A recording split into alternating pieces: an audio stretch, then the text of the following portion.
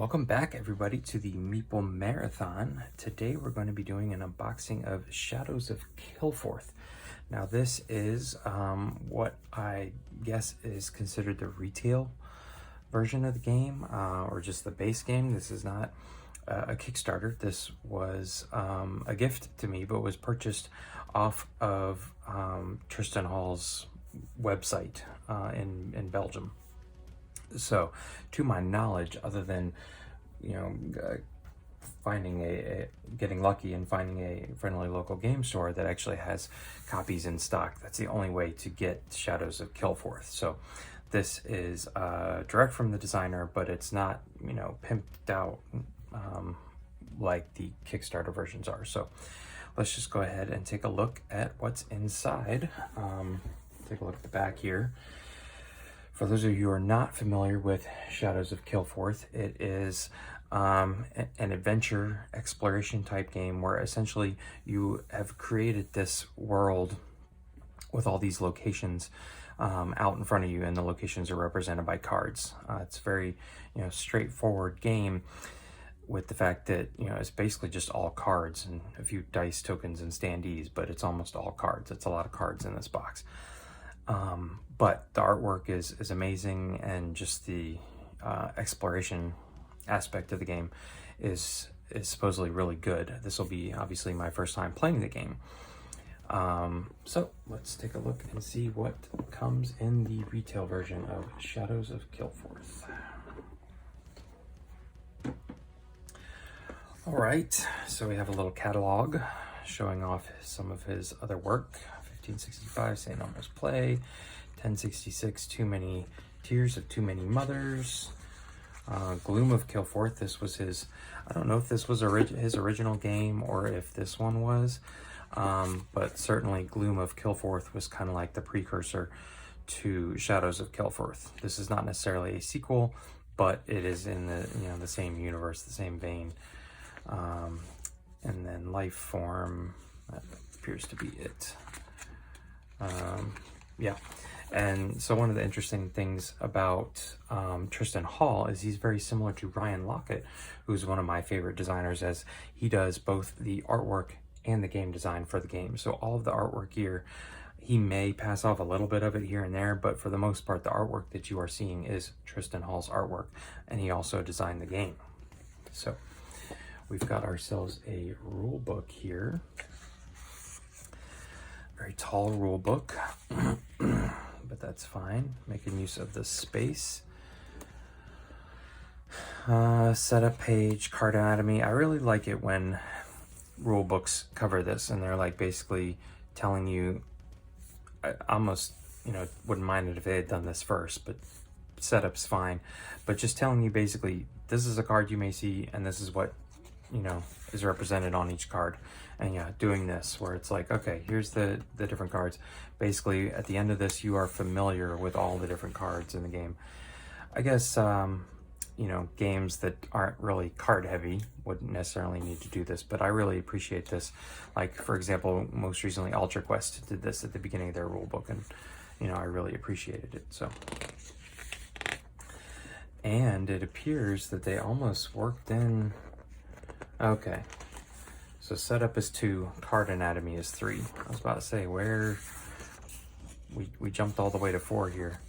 Winning the game, playing the game. Okay, so I guess that's what threw me. I was like, all of a sudden we're at winning the game, what? But this usually is more like goal of the game or flow of the game would be this page. So daylight phase, hero turn, actions, test, confront, reward, loot, action, regale. Oh, this is getting pretty wordy. Getting very wordy. Okay, so it would appear, and now we're to the night phase, that this game is not for the faint of heart. We were looking at about 20, no. If you start at 10, 15 solid pages, but those were some pretty heavy pages. So this might take me a little bit to get through. Ability terminology, definitions, and then summaries. That's nice. And then an index. So I guess they felt like this was too much to fit onto the back page. Normally you see the index like here, and they keep the summaries page on the back page so you can easily view it. But anyways, there's the rule book. All right, now we got some cardboard. A little bit of a warp to the cardboard. It's a little bent, probably because of what's underneath us here. So this appears to be somewhat of a reference sheet, but there's 2 reference sheets. So that usually is telling you something about the game if there are 2 double-sided reference cards. But yeah, the fact that this seems to have warped our cardboard a little bit. So let's flip this around and take a look at what we got here. But again, the cardboard's not the main focus of the game, so I'm not too concerned about it. There's some standees for the heroes here. First hero, various flags. I have no idea what these are for. These look like you're playing a guitar. Let's see if it's the same thing on the back. These are like barely hanging in there. Oh, rewards. That's interesting. So we'll definitely have to check that out. And then, so looks like we have 8 heroes maybe to choose from. Here are some more. Oh no, night phase now. Rewards and night. First hero. There's 2 first hero tokens. It's kind of weird. Again, the cardboard aspect of this game is very minor. So, what else do we have here?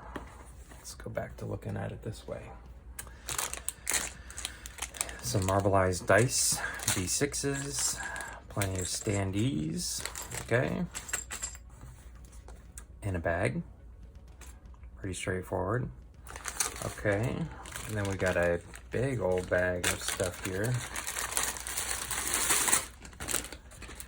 We've got some white, what looks like clouds. Not really sure what those are supposed to be. I'm assuming this is time. Blue markers for time.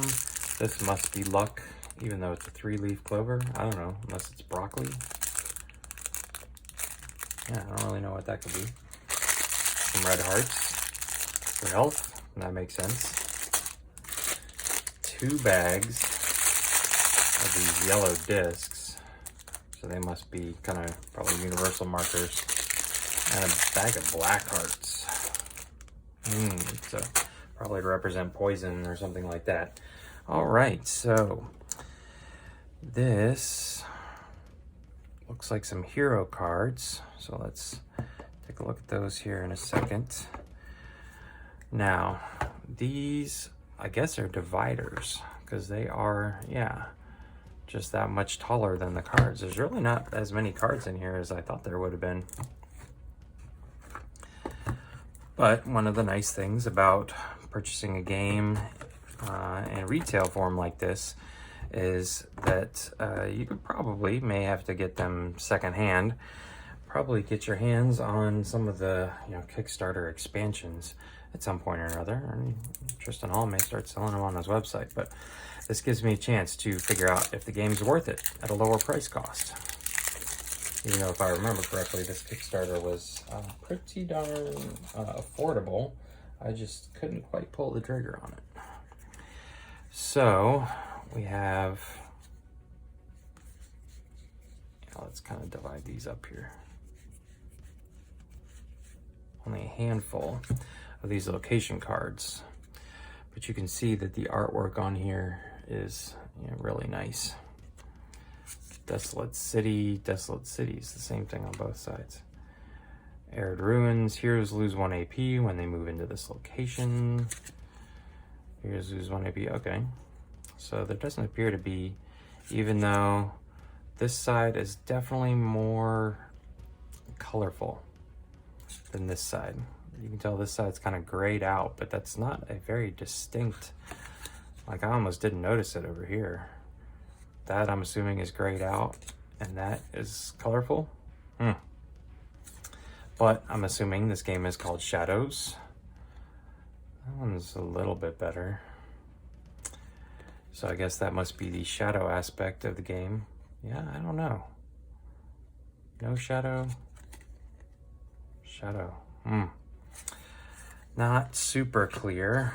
Alright, then we have a whole bunch of character types in the game. I'm not gonna cover all these, but similar to a lot of like, you know, living card games and things like that, they've got stats up and down, various iconography throughout the game. These all have locations on the back. Hungry Eagle. Some of these guys look like good guys, some of them look like bad guys, but either way, the artwork on here is amazing. Really great to look at. So this should just be a pleasant game all around.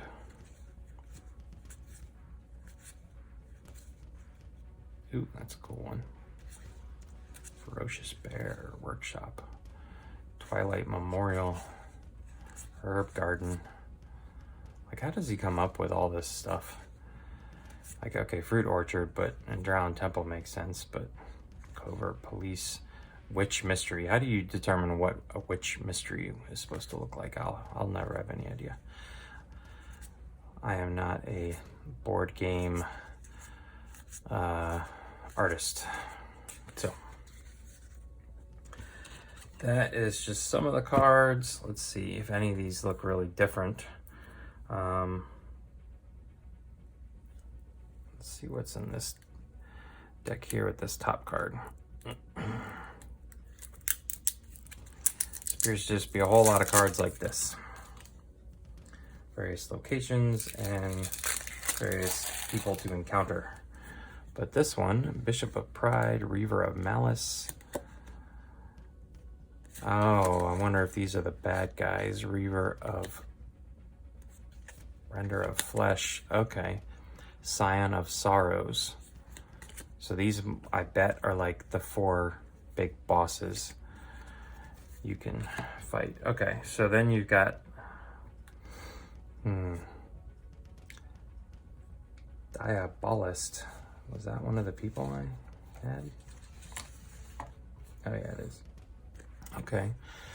So Sorcerer, Diabolist, Samurai, Lordless Bushi, Choir Monk, Chevalier, Ninja, or Yakuza. Okay, so yeah, see, here's the bad guys. I guess those other ones were just setup cards. Stranger, Enemy. I thought that you each got like a class and a background. Maybe they changed that. Maybe that was Gloom of Kilforth. Like you picked 2 cards, and those 2 cards kind of created your character. And maybe there are. But again, this is essentially the game. It's just staring at this artwork throughout the game and moving your little standee around and making some skill checks. But there are worse things in life than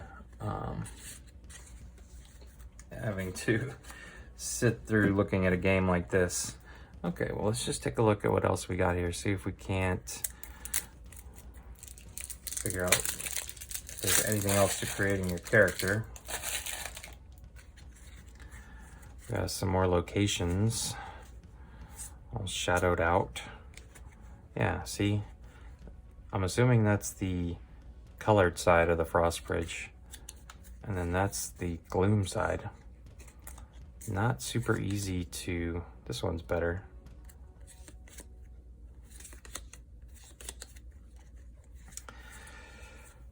To differentiate. I guess I should be showing you the items, the colored side. Celestial Tree, Divine Heights.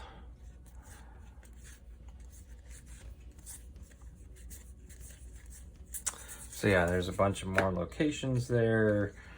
Looks like some allies that you can add.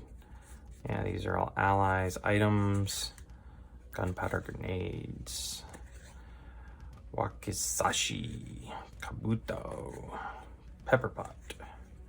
Pepper Potts, wasn't that Iron Man's girl?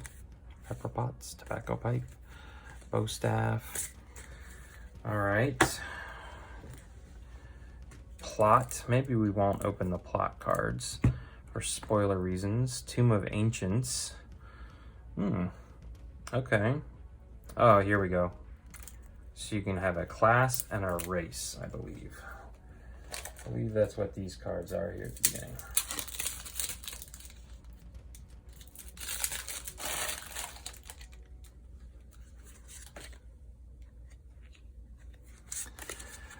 So yeah, all of these here, spells, ooh, enchanted weapons, title. Okay. So this appears to be what else you would pair up your class with. So you want to be a human, a vampire, a seraph, a shape changer, a watcher, spirit walker. These are all women. Veilborn. And then what appears to be, I don't know, plot thrown in there. These are titles now: Lord Servant, Oathbound, Craftsman, Chariot's Rider, Contest Winner, Property Owner.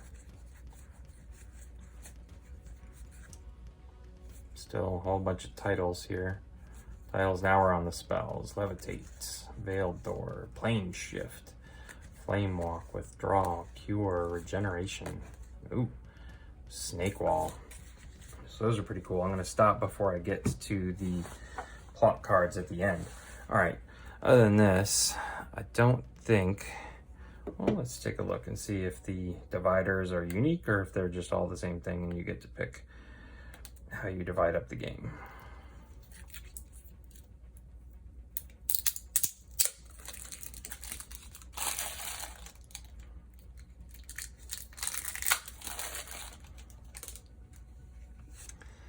Okay, these appear to be all the same. Oh, so there's some Gloom of Kilforth and then Shadows of Kilforth. That's a little weird. Then different Shadows of Kilforth and then Gloom of Kilforth again. So that is very interesting.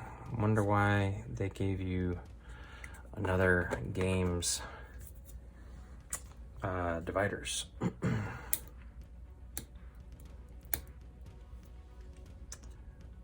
All right, and the last thing that we have to show off are these small cards. Again, I'm not 100% sure what these are for, but they're definitely miniature in size. Arcane.